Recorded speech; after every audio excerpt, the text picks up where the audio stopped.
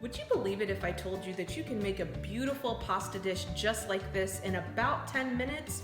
Well, I'm telling you, you can do it. Everything here is from scratch. Pasta Pomodoro.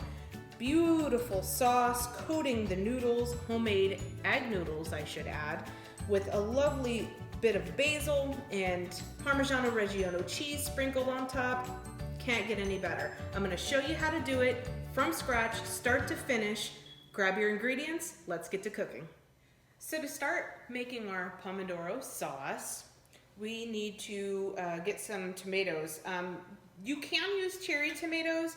I am actually using the cherub tomatoes, and you want about 2 cups or so. This might be just a little bit less, but about 2 cups of cherry tomatoes for our sauce.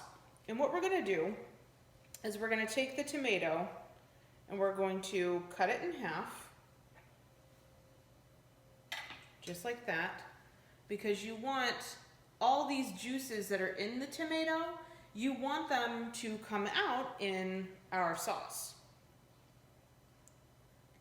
And while I'm cutting these tomatoes up, I just want to let you know right now I do have a pan over here on the stove preheating over low heat.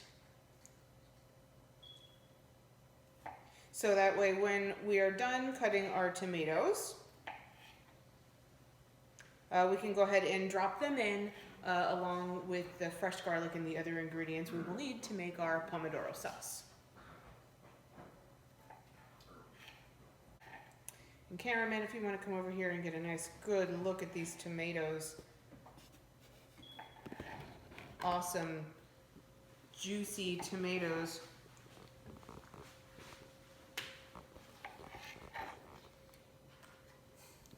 Get a look at that. Lovely, juicy tomatoes you can see right there. It's going to make for a great sauce. Okay, and as we're getting to cutting our last few tomatoes, here's our last one right here. I'm going to go ahead and I'm going to come over here to the pan and I'm going to add about 4 tablespoons of good quality olive oil.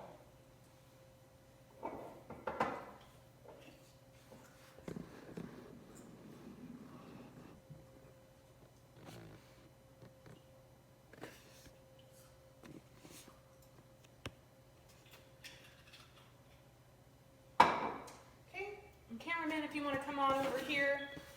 What I've done is I went ahead and I've peeled my garlic, and what we're going to do is we're going to take this garlic and we're going to crush it into the oil. So as you can see, get a good look at about how much oil that is. You definitely want it to coat the bottom of the pan here, and you always want to preheat your pan. You want it nice and warm so that way we can go ahead and start cooking. So I'm going to go ahead and get a spoon ready for when we get a stir, and I'm going to take my garlic and I'm going to go ahead and press that in to the olive oil.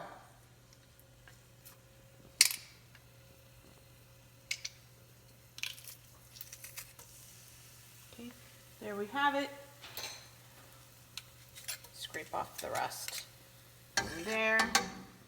And what we're going to do is we're going to let this cook down for about 30 seconds. You don't want it to cook long because you don't want your garlic to burn. What we're wanting to do is we're just wanting to get the flavors infused into our sauce. This is going to be a very simple and basic sauce, okay?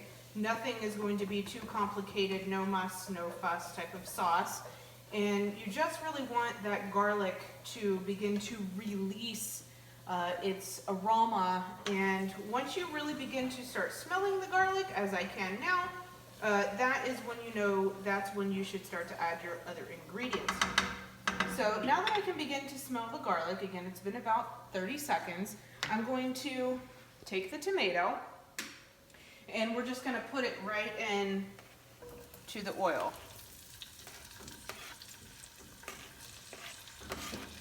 Look at that beautiful cherry tomatoes. Okay, we're gonna give that a bit of a stir. Okay, and what we're wanting to do here is we're wanting to get a good release of the juices. So we're gonna actually kind of like turn the heat up just a little bit, maybe between low and medium, so about medium-low. And we're going to let these tomatoes begin to release their juices. Now, once the tomatoes begin to release their juices, that's when we can start to do more things, and I'll show you what we'll do here in just a moment once they get to a point where we can move forward. Now, where the tomatoes are starting to release their juice, so come have a look at what you're wanting to see here in the pan. We got, as you can see, the tomatoes beginning to release their juice, which is good. So at this point, what we're going to do is we're going to add in some salt, season it up a bit, okay? Always use freshly cracked if you can. Same with your pepper. And we're going to give this a bit of a stir. Now, the longer this cooks, the more it's on this heat, the more juices it's going to release, the more it's going to make what we need for our sauce. And that's exactly what you want it to do. All in all, from when you start adding the tomatoes to the pan, this sauce is going together very quickly. It's going to come together in about 10 minutes. But to help it along, if you want to come back over here and take a look, you can press on the tomatoes just like that to kind of help it along. A good gentle press, nothing too hard, because you do want to preserve the skins, because the skins is what's going to help add some texture and some creaminess to this sauce. So you can see some of the skins are starting to peel off, and that's okay. Just gently press on to your tomatoes to help them along, to release those juices. So as the tomatoes start to cook down in the sauce, as we're coming to a close, you can see the texture of the tomatoes here. They're all pretty much have released their juices. You got skins, you got some really good texture left there in the tomato, and we just kind of want to give it a toss. Toss around in the pan. And then the next thing that we're going to do is we're going to take some of this fresh basil and we're going to add it to the sauce. So as you can see here, I have a few sprigs of fresh basil. And we're actually not going to rip up the leaves just yet. What we're going to do is we're going to take a few of these sprigs whole, just like that. And we're going to go ahead and we're going to drop that into our sauce. Some of the loose leaves that fell off, perfectly fine. You can go ahead and toss it in. But the basil is going to release and create just this lovely aromatic smell and add a really, really great flavor to the sauce. Now, I don't recommend that you use dried in this dish or in this recipe, because the fresh basil really is going to melt in, much like spinach does, and kind of wilt. And it's going to release the oils and really give and infuse, just like the garlic did, a really good scent and flavor to the sauce. So we're just going to kind of let this cook down just a little bit more, enough to give the basil some time to wilt in. And this is a really beautiful, great, simple sauce.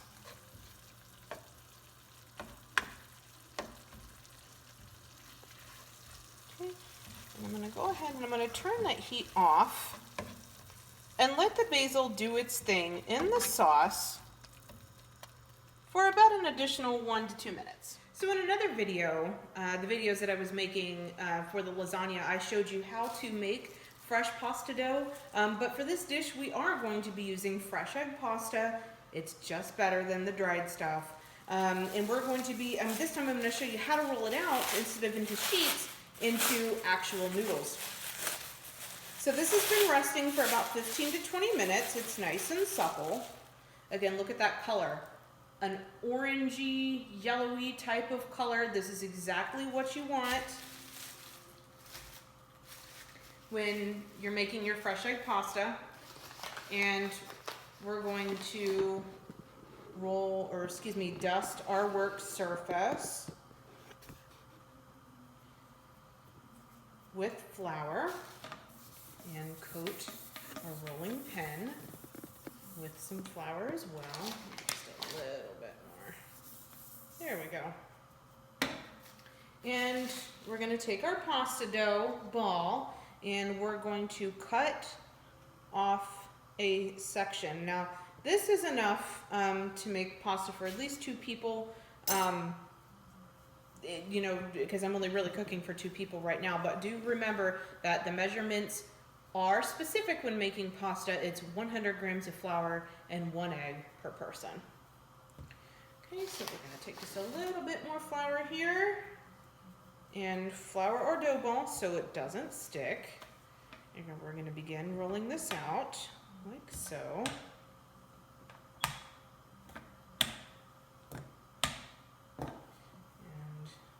Give that a turn. Now remember, the thing is that you're looking for here is dough consistency in the thickness of your pasta.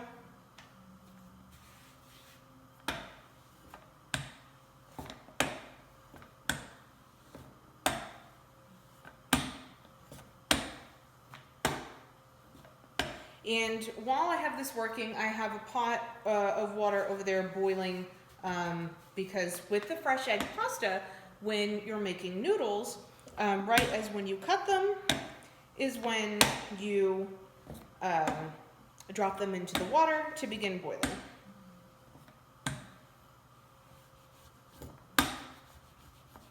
There's a few more good solid rolls here. We're actually going to make this dough thinner than we did our lasagna dough, because the lasagna dough needed to be just a little bit thicker in order to absorb our sauce while cooking in the oven, because it is going to cook for a longer period of time in the oven. With the lasagna, just regular pasta noodles aren't going to need to be that thick because they're not going to be cooking for super long periods of time.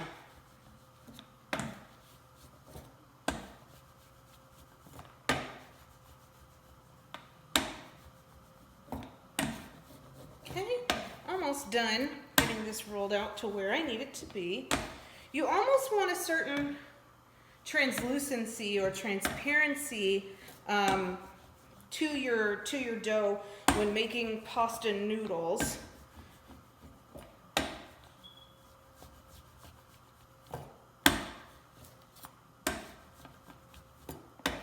And I'll show you how to cut them here in just a second, but to show you what I'm talking about, the thickness, again, see, it's not that thick, very thin sheet of dough. So now, in order for us to begin to cut this, we're going to fold it in half, okay, and then fold it in half again this way. And then if you want, you can fold it in half again. And let me grab a knife. And what we're going to do, now if you have a pasta machine, obviously that makes this process so much easier. The attachments that go on the KitchenAid, you can attach it, you can roll out your pasta. There's even hand-cranked pasta machines that will roll it, get it to the right thinness, and then also there's pasta cutters that will cut your pasta into the different noodle shapes, whether you want fettuccine or tagliatelle or pappardelle. Either way, it definitely does make life easier, but the real way, and then of course doing it my way, is cutting it and doing it by hand. Most of us don't have a pasta machine, so it is easier for us to do it by hand. Rolling pin, if you don't have a rolling pin, bottle of wine, or any good firm cylindrical surface you can use to roll out your pasta dough, whatever the case may be.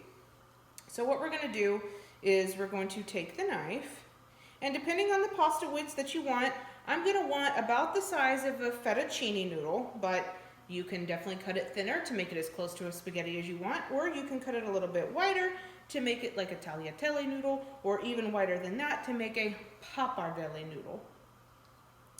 But I'm gonna go ahead and cut it into the size of fettuccine, which is about 1/2 inch to 1/4 of an inch, somewhere in there. Okay, and you're just gonna go right down the middle and make nice, even cuts.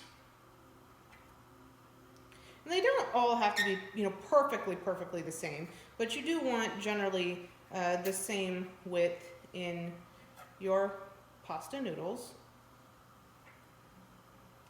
You can make this dish with spaghetti noodles. That's totally fine. I just happen to prefer to use a little bit more of a whiter noodle. So once you cut them, you can unfold all the noodles, and I'll show you how to do it a little bit better like that. Actually, I ended up getting just a little bit wider than what I wanted, and that's completely okay. This is about the size of tagliatelle de pappardelle, which is totally fine.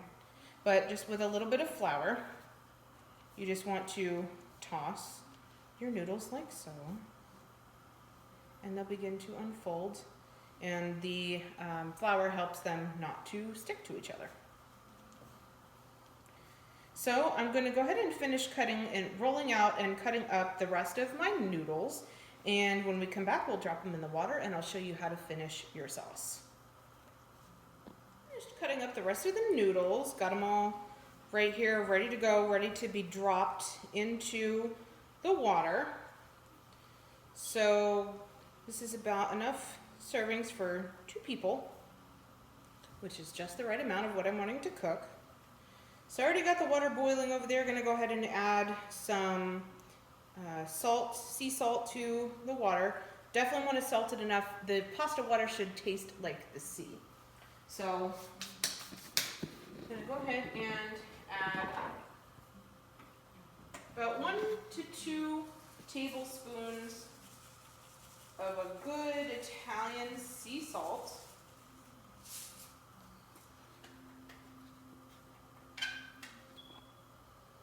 And let that begin to dissolve. And in the meantime, I'm going to show you how to finish our sauce. So if you got a blender, it's definitely going to come in handy, whether it be like a NutriBullet or a stand blender like mine. I have a Vitamix here. What we're going to do is we are going to remove our our basil. We're going to set that off to the side. Just pull out the stalks like so. Set them off to the side. If any loose leaves came out, that's totally fine. They'll blend up in the sauce. Okay. Then we're going to come over here and we're going to add all of our garlic and tomatoes and any basil that did happen to get remaining left in the sauce, all into the blender.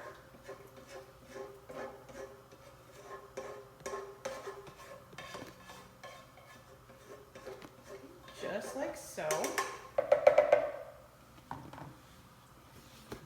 Turn this back over here. So our water's boiling. I'm going to drop in our fresh pasta.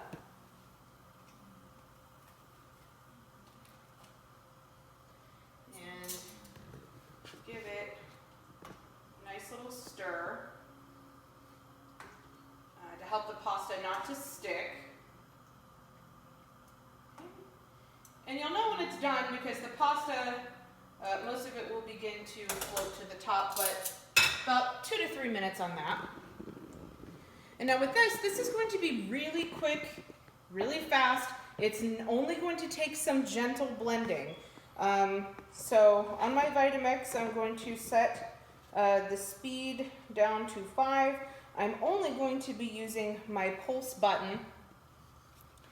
And we're going to just give it 3 quick pulses. So 3 1-second pulses. So 1, 2, and 3. Okay, so what that's doing, is it's releasing more of the juices in the tomato. It's blending up our sauce just a little bit better, made it just a little bit more smoother, as you can see, a little bit more of a more smooth kind of texture to our sauce, which is pretty much what it is that we want. And honestly, I feel like this could be just a little bit more smooth, so I'm going to give it one more quick pulse. There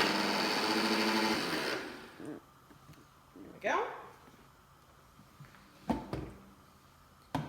And we're going to return this to the pan here in just a moment. I'm going to check on our pasta.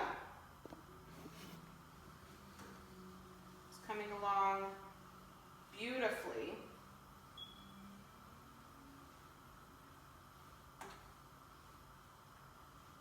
I'm going to give it a good toss to kind of help separate out any pieces that were sticking.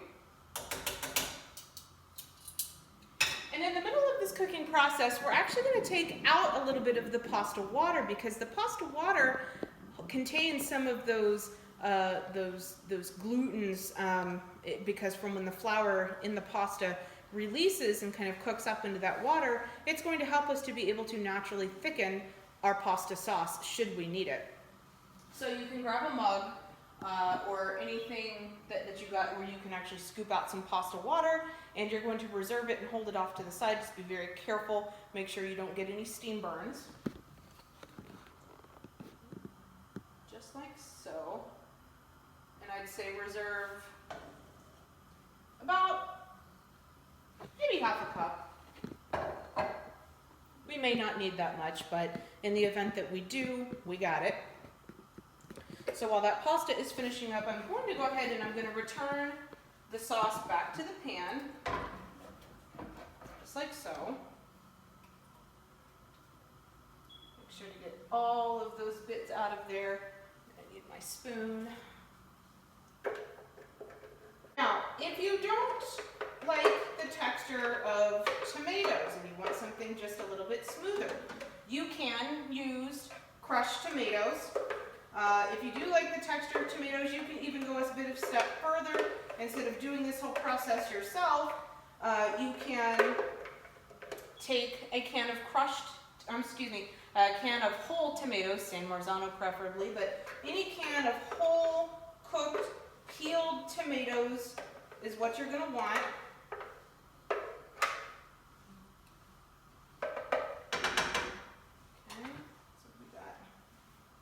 What we need here. Set this off to the side. Now I'm going to turn the heat back down to low, and I think our pasta is ready, so I'm going to go ahead and cut the heat, and I'm going to let it hang out there for just a moment, because what we're going to do is we're actually going to take our pasta and toss it in with the sauce itself. One thing you never want to do, and any Italian will tell you this as well, you don't want to take your pasta and put it on the plate dry and then add the sauce on top. You're going to get a really dry pasta, gummy noodles. You want the noodles to absorb the sauce and finish cooking in the sauce. It really is a game changer when it comes to making your pasta. So, got this cooking over here, finishing up on low heat. Okay, cameraman, if you want to come around, I'm going to show you what it is that we're going to do next. Okay, we're going to take just a little bit more of our basil that I've got over here, and we're going to add that in once we get to a finishing point. But we're going to take our pasta noodles. Look at that. Look at how cooked and how perfect those pasta noodles are. Perfectly okay if you get some pasta water from the pasta noodles in the sauce. In fact, that might be preferred, because again, it's going to help us thin out our sauce and really incorporate with the pasta noodles. A little slippery, a little bit harder to get.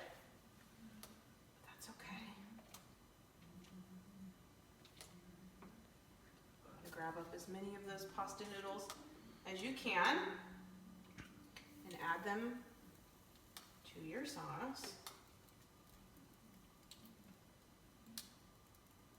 This is going to be really great. I can't wait to taste this. Okay, and over here, as you can see, what we're going to do is we're just going to give this a good toss in the sauce. You want to coat all your noodles with this wonderful tomato Pomodoro sauce. And we're just gonna let it cook right in.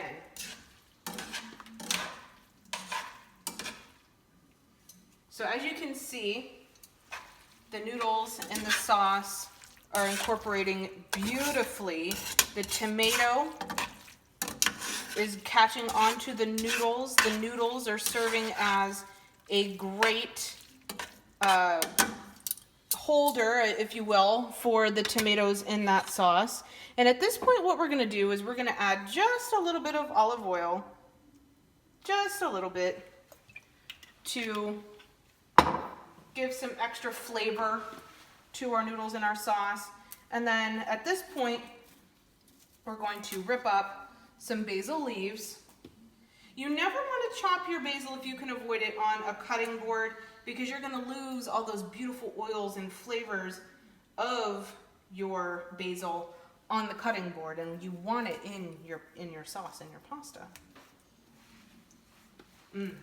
Fresh basil smells so good. Has a sweetness to it that you wouldn't believe. Okay. And again, give this a good quick toss.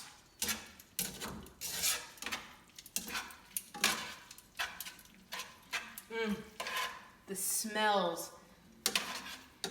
It fills up your whole kitchen.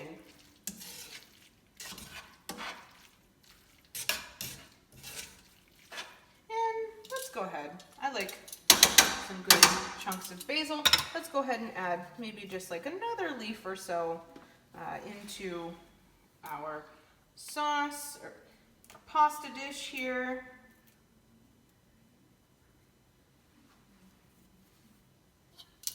Give it another good quick toss and let that kind of wilt down.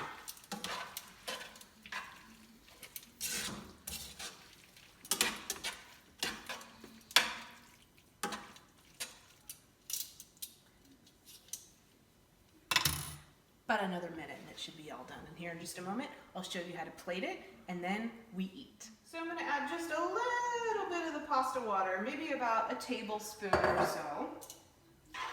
And I'm gonna give this a quick stir. And what that's gonna do is that's just gonna kind of help us to thin out the sauce a little bit. Just a little, not much. And now I'm gonna show you how to plate it. So we're gonna take some of these in our tongs, just like so. Look at that, look how gorgeous that looks. We're gonna put it down on our plate, give it a little bit of a twist, and release slowly. Grab just a little bit more, just like so. Put it down on our plate, twist, and release slowly, just like that. Okay, and then to garnish, we're gonna add maybe just a few more basil leaves, if you like. Just real fine and thin, right on top, just like so. And then we're gonna take some, this is Parmigiano Reggiano. However, if you like, you can use Pecorino Romano. I always recommend to grate yourself. It's so much better. And don't use the stuff in the green bottle that you can get at the store. It's not really the true cheese, and it's not going to give you the flavor that you're looking for. So just a few gratings on top, just like that.